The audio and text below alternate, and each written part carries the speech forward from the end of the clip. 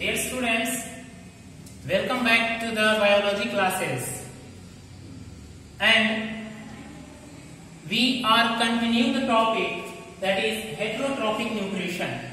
हम लोगों ने पिछले क्लास में ऑटोट्रॉपिक न्यूट्रिशन के बारे में पढ़ा था।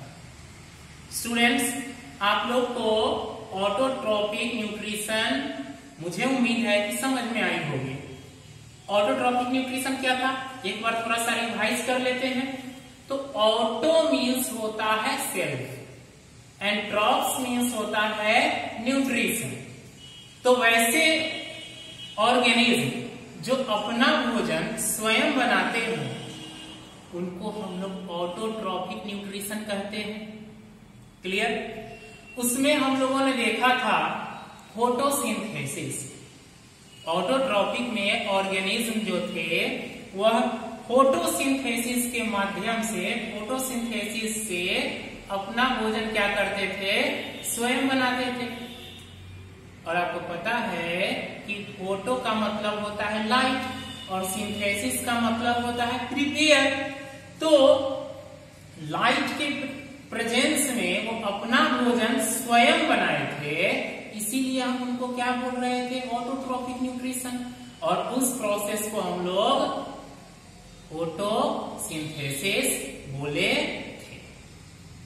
तो वो अपना भोजन स्वयं बनाए थे, लेकिन हम लोगों ने देखा था क्या कि जो ऑर्गेनिज्म अपना भोजन स्वयं नहीं बनाते हैं वह किस पर डिपेंड होंगे, तो वह दूसरे ऑर्गेनिज्म पर डिपेंड होंगे। समझ में आई बच्चों? हम लोग जो हैं we the animals we depend on other living organism directly और इनडायरेक्टली।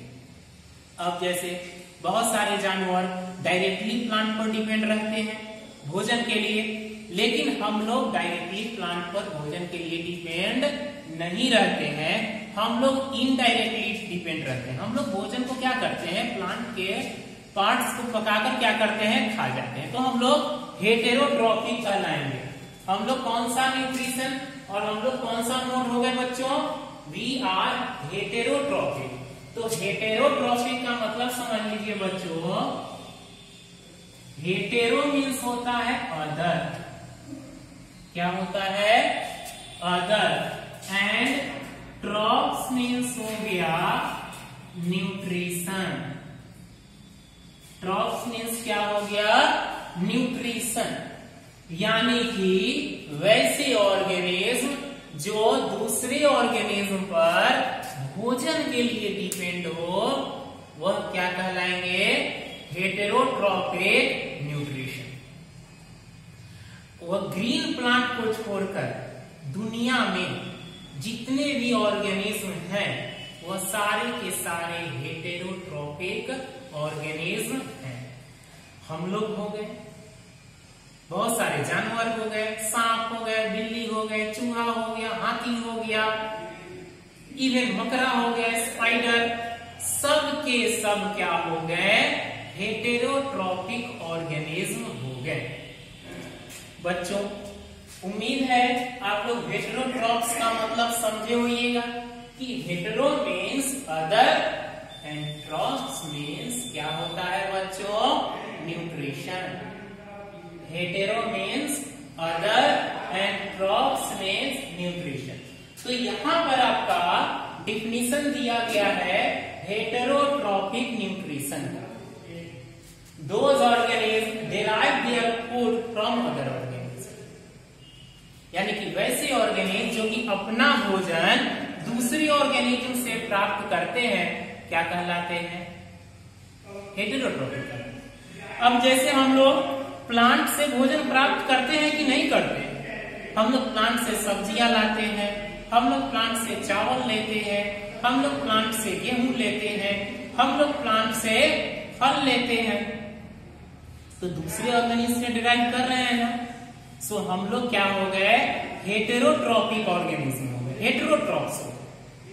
लेकिन हम लोग क्या करते हैं बच्चों, उस भोजन को पकाकर खाते हैं, इनडायरेक्टली दे रहे हैं। लेकिन अब गाय हो गया, भैंस हो गया, और भी बहुत सारे बच्चों जानवर हो गए।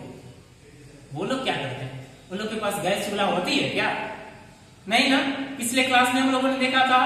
वो लोग क्या करते हैं? वो लोग डायरेक्ट प्लांट को कंज्यूम करते हैं। आप लोग देखे होंगे ना, गाय घास खाती है, बहुत सारे लेख पढ़ते होइएगा, गाय घास खाती है, बकरी घास चरती है कि नहीं? तो वो लोग पकाकर नहीं खाते हैं, बल्कि डायरेक्ट कंज्यूम करते हैं। क्या करते हैं बच्चों? डायरेक्ट भोजन को ऑब्टेन करते हैं। बहुत सारे हेटेरोट्रॉफ्स ऑर्गेनिज्म होते हैं, यहाँ पर हम लोग मेंशन करेंगे। एक होता है, प्लांट में चलते हैं अभी हम लोग, प्लांट में होते हैं पैरासाइट्स। पैरासाइट्स, तो पैरासाइट्स ऑर्गेनिज्म कौन से ऑर्गेनिज्म होंगे बच्चे? कि वैसे ऑर्गेनिज्म या तो लिविंग ऑर्गेनिज्म के ऊपर या लिविंग ऑर्गेनिज्म के अंदर रहते हो और उनसे भोजन प्राप्त करते हो। फिर से समझिए, वैसे ऑर्गेनिज्म या तो दूसरे लिविंग ऑर्गेनिज्म के ऊपर या दूसरे ऑर्गेनिज्म के अंदर रहते हो और वहां से भोजन प्राप्त करते हैं, उस ऑर्गेनिज्म को हम लोग पैरासाइट्स कहते हैं।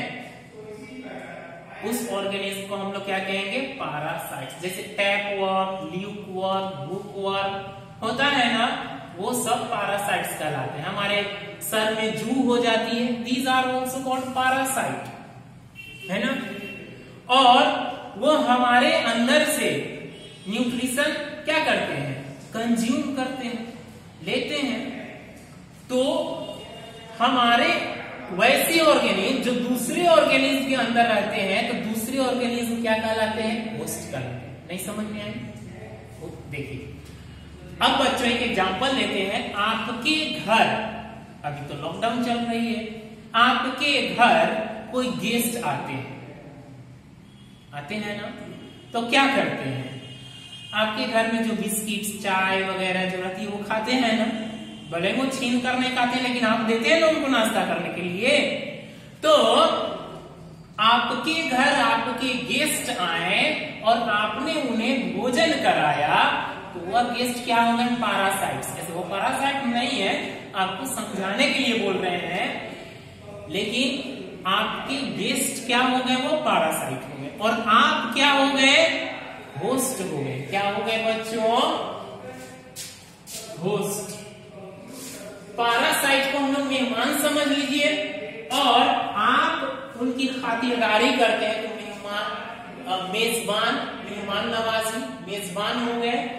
तो वैसे ही आपके घर आपके गेस्ट आए हैं मेहमान बनकर, और आप मेजबान हैं, उनको खाना खिलाते हैं। वैसे ही पैरासाइट जो होते हैं बच्चों, वह एक ऑर्गेनिज्म होते हैं और हमारे बॉडी के ऊपर या हमारे बॉडी के अंदर रहते हैं, और हमसे वह भोजन प्राप्त करते हैं, हमसे वह भोजन कंज्यूम करते हैं, इसीलिए उनको हम लोग पैरासाइट कहते हैं। तो यहाँ डिफिनीशन है पैरासाइट की। Some living organism live in, आया ना, लिव इन या तो अंदर है, और on the other organism and derive their food from them। या तो उनके अंदर रहे या उनके ऊपर रहे और उनसे भोजन प्राप्त करें, उसी को हम लोग क्या कहते हैं? पैरासाइट। क्लियर बच्चों? अब है इंसेक्टिवोरस प्लांट। कुछ प्लांट जो होते हैं अपना भोजन नहीं बनाते, वह भी क्या करते हैं? इंसेक्ट को खाते हैं। जैसे आपका प्लांट हो गया Venus flytrap and pitcher plant. ये प्लांट होते हैं ऐसे, इनके लीफ निकले होते हैं। इसमें जैसे ही इंसेक्ट आते हैं, इनके लीफ क्या हो जाते हैं? क्लोज हो जाते हैं, ऐसे बंद हो जाते हैं। और उसी के अंदर इंसेक्ट जो होते हैं वो तरफ तरफ कर दम तोड़ देते हैं, और वह अपना एंजाइम क्रिएट करके, केमिकल क्रिएट करके उस इंसेक्ट को खा जाते हैं। वह प्लांट, उसी प्लांट को हम लोग इंसेक्टिवोरस प्लांट कहते हैं। समझ में आई बच्चों?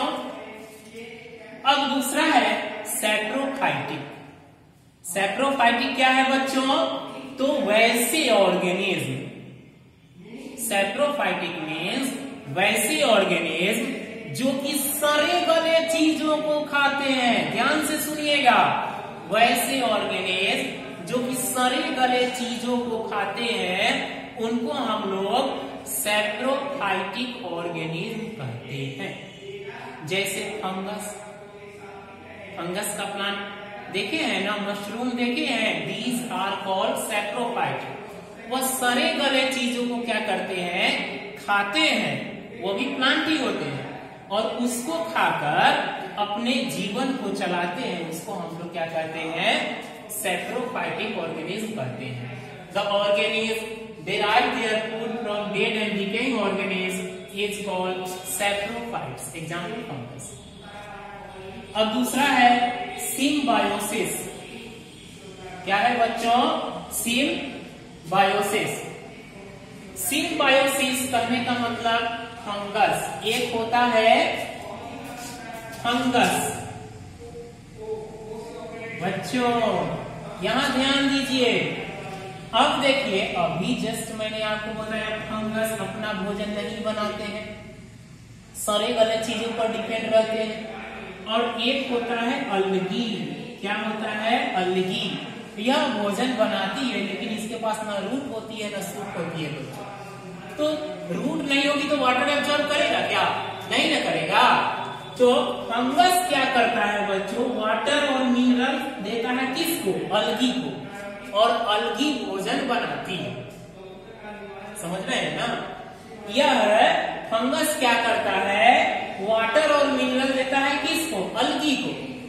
और अलगी भोजन बनाती है और यह भोजन बनाकर खुद भी खाती है और इसको भी भोजन देती है। समझ में आई? फंगस वाटर और मिनरल देता है किसको? अलगी को, कि भाई तुझे खाना पकाने नहीं आती है, खाना बनाने नहीं आती है, ये लो मैं तुम्हें वाटर और मिनरल दे रहा हूँ और तुम भोजन बनाओ, तुम भी खाओ और मुझे भी दो। तो अलगी क्या करती है बच्चों? भोजन पकाती है, भोजन बनाती है, खुद भी खाती है और फंगस को भी देती है।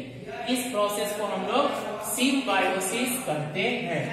The fungus supplies water and minerals to the cell of अलगी।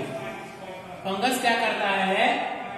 अलगी के सेल को क्या करता है? वाटर और मिनरल सप्लाई करता है, जबकि अलगी क्या करता है? फूड सप्लाई करता है किसको? किसको? हाँ, फंगस को। और इस रिलेशनशिप को हम लोग सिम्बायोसिस कहते क्या कहते हैं बच्चों? सिम्बायोसिस। क्लियर?